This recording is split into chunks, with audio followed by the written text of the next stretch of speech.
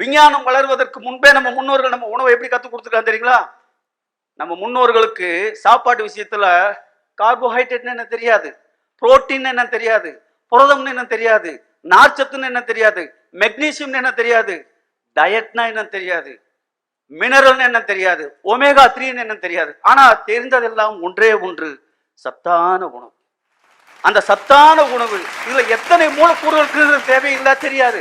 ஆனால் உழைப்பதற்கு ஏற்ற சத்தான உணவு என்பது இந்த முன்னோர்கள் பழக்கி வைத்திருந்தார்கள். அந்த உணவு தான் ஒரு மனிதனை மனநிறைவுக்கு கொண்டு வருது. பசி வந்தா 10 மறந்து போயிடும். யார் ஒரு மனிதனுக்கு, எந்த ஒரு மனிதனுக்கு முதலில் வயிறு நிறைகிறதோ அந்த மனிதனுக்குத்தான் மனம் நிறையும்.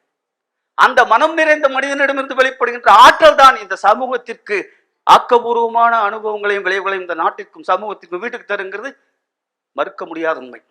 இன்னொன்னு சொல்லட்டுங்களா உணவை பத்தி? புளியோதரையும் சோறு வெகு பொருத்தமாய் சாம்பாரு, புளியோதரையும் சோறு வெகு பொருத்தமாய் சாம்பாரு, பூரி கிழங்கு பாரு இனி இஷ்டம் போல வெட்டு.